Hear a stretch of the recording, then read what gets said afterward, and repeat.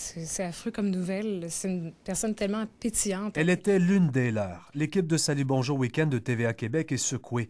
Leur collègue recherchiste, Amélie Proulx, ne les accompagnera plus les fins de semaine comme elle le faisait depuis 1 an. C'est une fille de 23 ans, vraiment extraordinaire. C'est pénible pour tout le monde. C'est une très dure journée.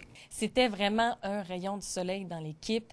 Même quand ça allait pas, elle avait le don de critiquer avec le sourire aux lèvres. C'était fantastique, c'était merveilleux. Donc, automatiquement, le climat s'allégeait. C'est dans cet hôtel, le Decameron San Luis, qu'Amélie séjournait. Un soir cette semaine, une amie rencontrée sur place l'avait accompagnée dans une randonnée de scooter. Les 2 jeunes femmes ne portaient pas de casque. La chaussée était mouillée, glissante. Le scooter a fait une embardée. Marie-Christine Vanet de Joliette, qui venait de fêter ses 20 ans, a été gravement blessée puis transférée dans un hôpital de Miami en Floride où elle repose dans un état critique. Quelques jours auparavant, Amélie avait écrit à sa mère qu'elle voyageait dans un endroit qu'elle avait elle-même décrit comme un paradis. Elle était toujours partante, toujours willing, toujours positive. Super travaillante, c'est une charmante fille. C'est vraiment dommage. J'étais la seule à rire de toutes les niaiseries que j'ai dites.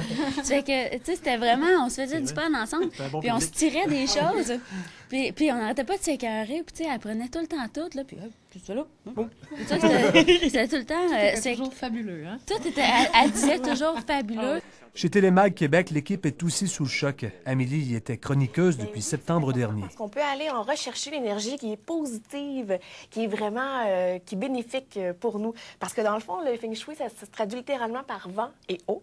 Elle est une passionnée d'abord, et puis pas peur de la caméra. Moi, je lui disais, tu as un bel avenir, et ça commençait, et c'est vraiment quelque chose de...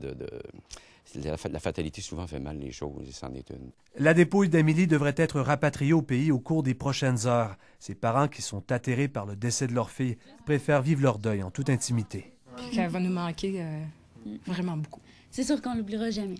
C'est sûr qu'elle a laissé sa marque, puis on l'aimait, puis on ne l'oubliera pas. David Couturier, TVA, à Québec.